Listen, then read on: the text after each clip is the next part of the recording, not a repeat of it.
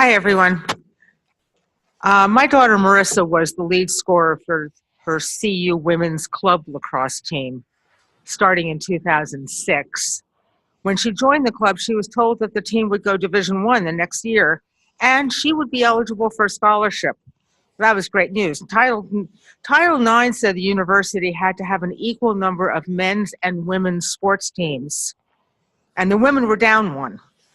Having just gone through a divorce, and her college fund having been depleted by her father, who thought he could beat the market, I was really excited by that possibility. After all, hadn't we earned that for all of her hard work and my driving and cheering? Later that year, CU canceled the men's tennis team to comply with Title IX. It was not until June of 2012 that CU hired our speaker, Elliott, to create and manage a women's lacrosse program that started playing in 2014. Marissa was done with grad school by then and working, no longer playing lacrosse. Anne grew up outside of Cleveland and went to college at Northwestern, where she played lacrosse and won 3 national titles while she was there. She started coaching shortly after graduation and was fortunate to be part of 3 more national championships. When CU hired her in June of 2012, she's the first one to coach the varsity lacrosse program at CU. And she spent a year building the program.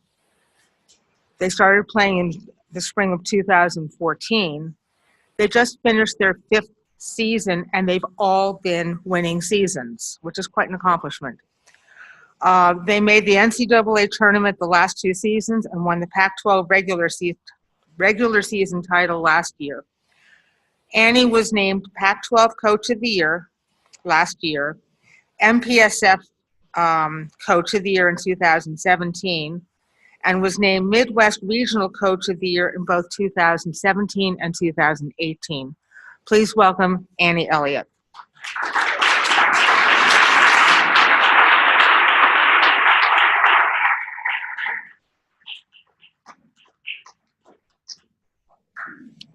Good afternoon. Thank you guys for having me. My voice is a little bit like this. I apologize, as I spend most of my days around 18 to 22-year-olds, and there's a lot of sickness going around them. So I'm very excited to be here. I look forward to talking to you guys a little bit about my story, my journey, and you know, I grew up in Shaker Heights, Ohio, so we used to say go LeBron James, but now he's in LA. So not as much, but lacrosse wasn't really big when I was growing up. I started playing in 8th grade and I played in high school a little bit, but I was actually a big ice hockey player. So it wasn't until my senior year of high school that I really decided to play lacrosse in college instead of ice hockey. I ended up going to Northwestern. At the time, Northwestern was a growing program. They were a new program. They were just entering their 2nd season. When I got there, we started our 3rd season at Northwestern, so it was very new, but an incredible opportunity for me as that program built very fast, and I was able to compete for national championships and play under one of the best lacrosse coaches in the country, in Kelly Monty-Hiller. Fast forward a few years, I got the opportunity to coach at Northwestern and work for Kelly, and I continued to learn great lessons about life and about coaching and about what it takes to coach at the collegiate level. And as I started getting into this, I started deciding that maybe, you know, being a head coach was something that I wanted to do with my life. And, you know, around that time, the University of Colorado opened up this position for their head coach in building a program. And having been part of building the program at Northwestern, I was really intrigued with the University of Colorado. I didn't know much about it. I had been out to Colorado once when I was younger, but my brother, who had actually passed away in 2010, had went to college out here at CU. So I felt a strong connection to come out here and check it out. And fortunately enough, got the opportunity to be the first ever head coach here at CU. Building a program, I think for me, it was a really exciting opportunity. I was 27 years old when I took the head coaching job out here. So I didn't really know what it meant to build a program and the responsibility that would be. And when you're building a program, you forget in the beginning that outside of you, there's no older leadership because everybody you're bringing in is a freshman. So we all kind of got to learn together in that first year. We had 21 freshmen as part of that program, and we actually had one player transfer over from the club team to our team who was a little bit older, and one player transfer from a school on the East Coast. But overall, everybody was new to the University of Colorado in lacrosse. And coming from Northwestern, while I was young, I believed in a lot of things and what a program meant and the values of it. And, you know, I get asked the question a lot of where do you start? And we started with recruiting and developing these values that would be part of our program. And so when you're recruiting, obviously Colorado is amazing. There is so much out here. When you're from the East Coast and you're recruiting, not many people know about the University of Colorado in terms of lacrosse. And nobody really knows that it's actually sunny a lot of the time, despite the last couple of days. But it's usually sunny and beautiful. And so we had to fight against a lot of things. But if you could get the players out here, everybody fell in love with the campus. And so our biggest challenge initially was getting families from the East Coast and really from all over the country to come out to Colorado and check it out. We recruit a lot from in-state, which is amazing. And, you know, hopefully a lot of the kids love to stay here. Some of them want to go away, but a lot of them usually come back and really know how wonderful it is here. We recruit a lot from the West Coast as well. So when we were recruiting these families, you know, we didn't have a program. We didn't have a field. I didn't even have an office for the first year. So there were a lot of things that we didn't have, which again, at 27 years old, coming to Colorado, I wasn't really thinking through a lot of this stuff. So kind of had to do it on the fly. But you really, you know, had to sell the wonderful, you know, state of Colorado, the university and its traditions, and then we would sell ourselves. And with ourselves, we talked about our values a lot. And I'm talking about our values a lot because when I fast forward to last season, it'll all kind of come full circle. But we built this program on a few values, very simple. I'm a simple person. Our team is very simple. If you ever watch us play, we play a simple game of lacrosse. We just try to do it very well. But our values are simple in terms of accountability. Our players being accountable for all the decisions they make, their commitment, hard work, positive attitude, and never giving up. So if you come to practice, I am all over them about hard work and never giving up. And, you know, in my life, most of these things, while they relate to sports, are actually more about life and the challenges we all face in life. And having lost my brother during the middle of a season when I was coaching, you go through a lot of challenges and you learn a lot about how, you know, even though lacrosse or any sports that you're involved in are just a game at the end of the day, hopefully these lessons that they teach us actually prepare you for much bigger things in your life. So with 21 freshmen, needless to say, we learned lots of lessons and went through lots of challenges in terms of you have to go to class.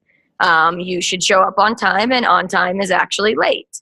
My first day of practice at the University of Colorado, you know, we run a test.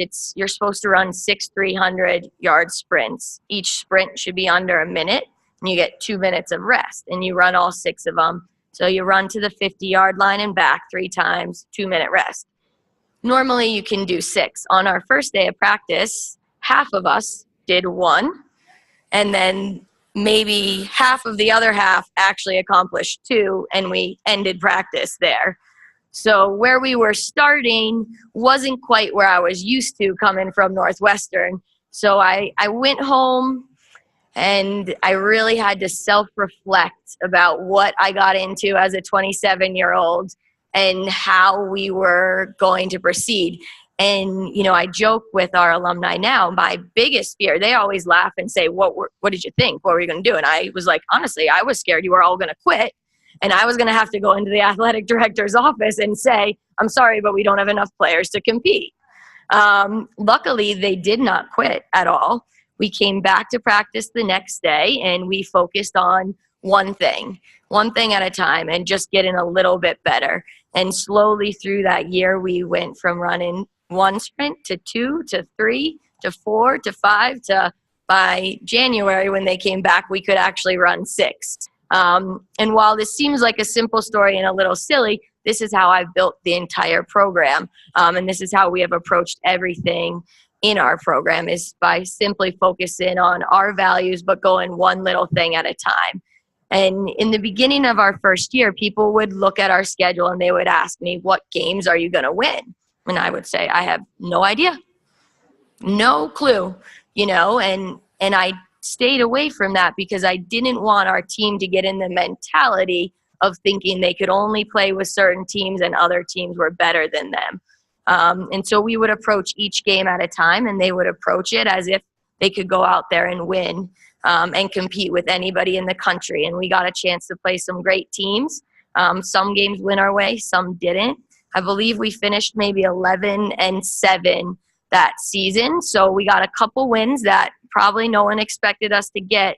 And we finished 3rd in our conference of 10 at the time, which was really exciting for us, and got to compete in the conference tournament and made it to the semifinals of that before losing to Stanford, who is our arch nemesis in lacrosse. It seems we play them all the time, multiple times a year.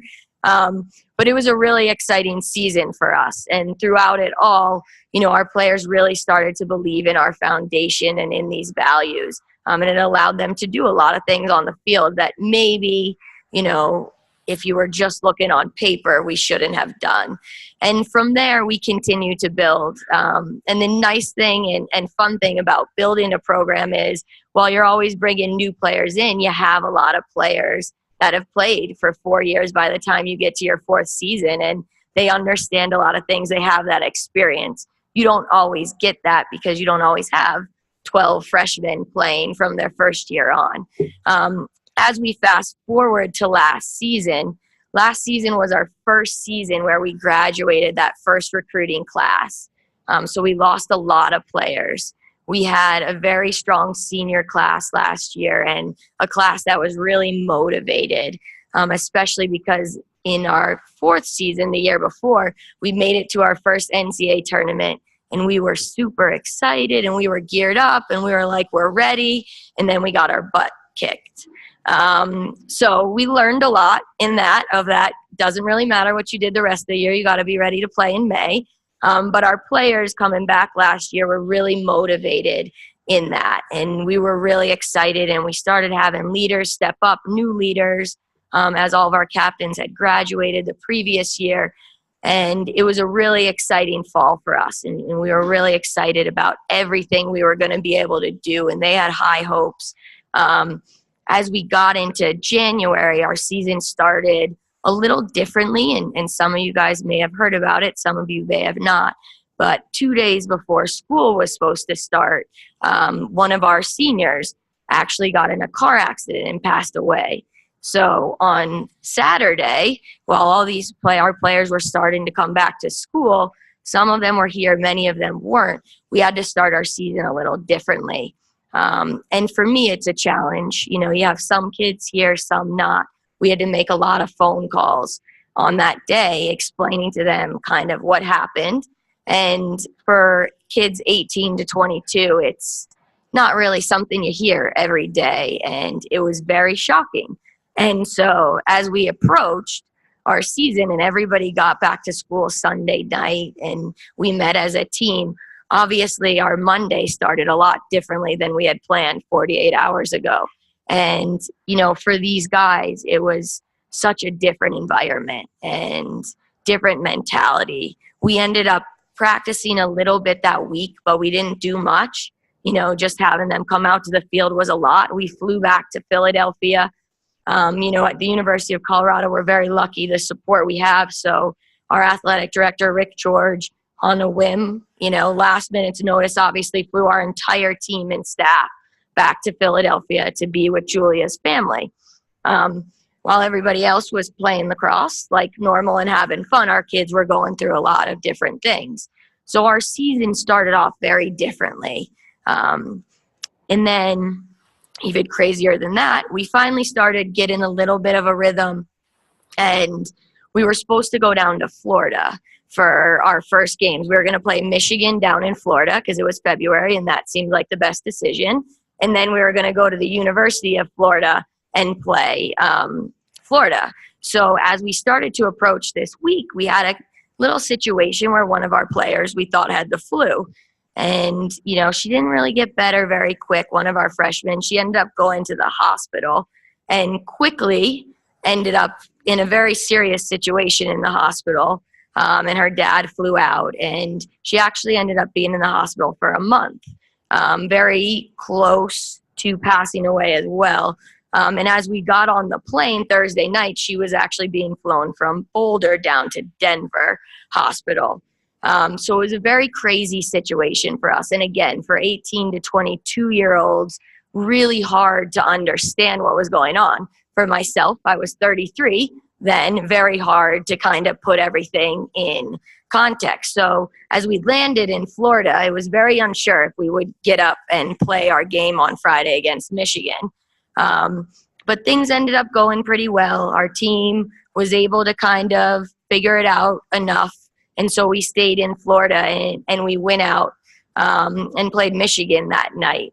And it was an incredible event with all these emotions. Our first game playing since Julia passed away, not having one of our teammates there who's back here and in the hospital. There were a lot of emotions.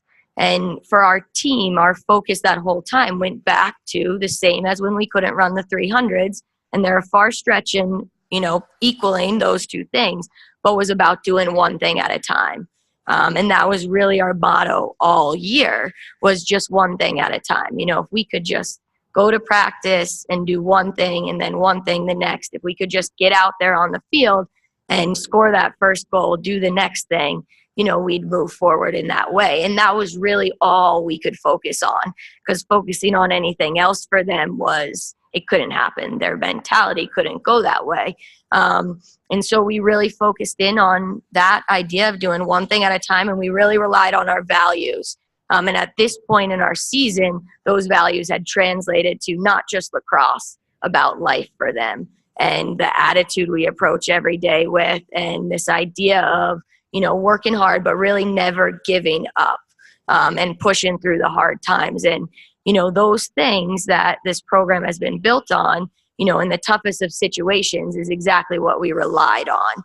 And we were able to win against Michigan. It was not pretty, but you could see the energy and the excitement of our players with just these little things and the enjoyment that they had in it, and that they were playing for a much bigger purpose, and they were starting to understand things differently in their lives.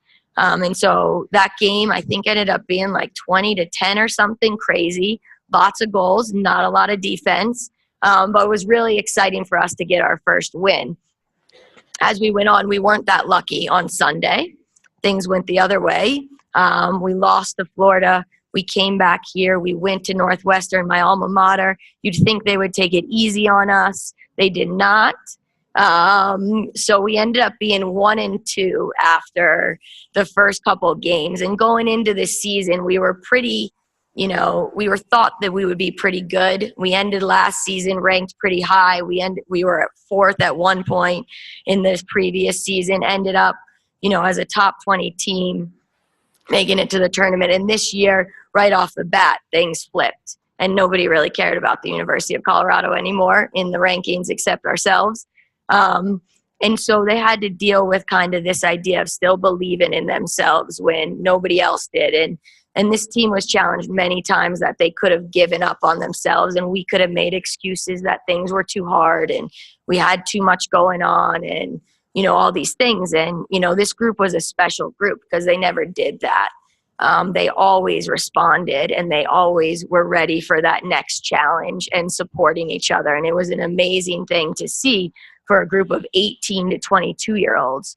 And for our senior class, it was amazing because they had lost one of their best friends. But for our freshmen, if you think back to being a freshman in college, wow, my freshman year was a lot different than theirs. And as a freshman in college coming into your first spring season, it's crazy enough traveling and everything. And they had all these things to deal with and go through, that they were just as inspiring as anybody else in terms of what they were doing and accomplishing, and many of them playing. So as we went, we started to respond. We started doing better. It was a really exciting, season for us. We finally got to play at home, so we weren't on the road, which was exciting. And, playing here with the community and our student support is just incredible. There's no place like it. So it was really fun for us to start doing that. And then we got to enter the Pac-12 season. And our players were very fired up for this. So those long letters before that said I was a coach of the year of the MPSF, Mountain Pacific Sports Federation. Have to remind myself of it. That's what we used to play. And so last year was our first year in the Pac-12. And playing for a Pac-12 championship is an incredible experience and something that our players were really excited about. So as we started getting into our conference games, they started kicking in. And we started doing really well. And then we went to USC. For some reason, things don't go well for us when we play USC. We do really well in the first half, really bad in the second half. And we ended up losing in overtime to them. And so, again, they had to kind of respond and figure out where they were at. We were about at 500 at this point. We continued on. We got to play Stanford at home. We were down 12-5 at halftime. We also thought that game would go a little bit differently in the beginning. So we were losing 12-5, but we were actually playing pretty well. So we stuck with the plan, and these guys, again, they were fighters, and everything in their life, they were living out on the field too, in just a different way of having to face this challenge and come back. And we came back and we won 18-16, and also a game where there was not a lot of defense played. But we started scoring, so that was good, and we started having the ball more than them. So we ended up winning. Again, lacrosse can be very simple. Have the ball, score goals. So that was a huge game for us and just a momentum thing. We finished the season 9-1 in the Pac-12 and won our Pac-12 championship regular season outright. And we actually got to do it on senior day when we played Oregon. When we played Oregon on senior day, it was very emotional. Obviously, Julia's family was out there with us. And it was raining. It seems to always rain here in April for us towards the last games, but it was better than snow. But it was raining, very cold. And one of our sayings throughout the season had been, dance in the rain. And it came from a while back when I was going through this stuff at Northwestern with my brother, this idea of, things are never going to be perfect in life. And a lot of times we wait for the storm to pass. But in this situation, we can't do that. We can't wait for the storm to pass. We got to dance in the rain. And that really, they don't respond to a lot of things I say, but they really responded to that. So it was kind of neat for us that it was raining on that day. And although they were a little cold, they really came together and played. And it was just an exciting moment for us to see all that they achieved, given all these challenges they had. And to be able to win that championship on our field was just an incredible thing. And I think brought things full circle. And, for me, this is, I guess, my story. I'm a big believer and I'm here for a reason. And, leading this team and being a part of Colorado and the community there has been so special. And last year's team was incredibly special to us. And everything goes back to our values.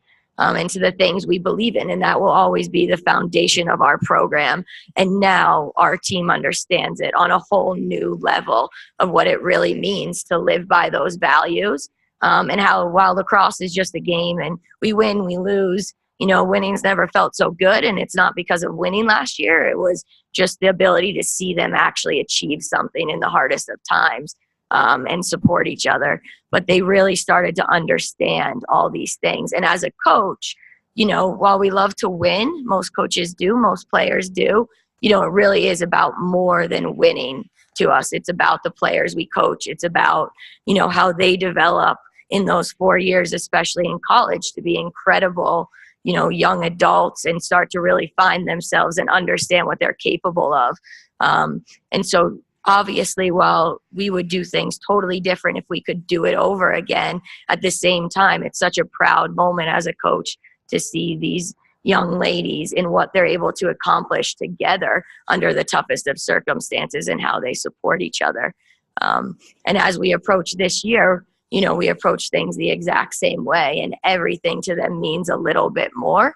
And it's been an incredible opportunity that I've had out here at the University of Colorado. I would say far from easy, but worth every bit of it, and just a pleasure to be able to work at this university and coach this program and build it from scratch. And to look back from the 300s to where we are now, you hope when you are laughing at the 300s initially that you'll look back and actually laugh for real one day. And we're now at that point, and we're at a point where everything I think has come full circle for them. And it's just a really exciting, time for us, and just has been an incredible journey. And so that is my story as a lacrosse coach. And yeah, kind of what I wanted to talk to you guys about today.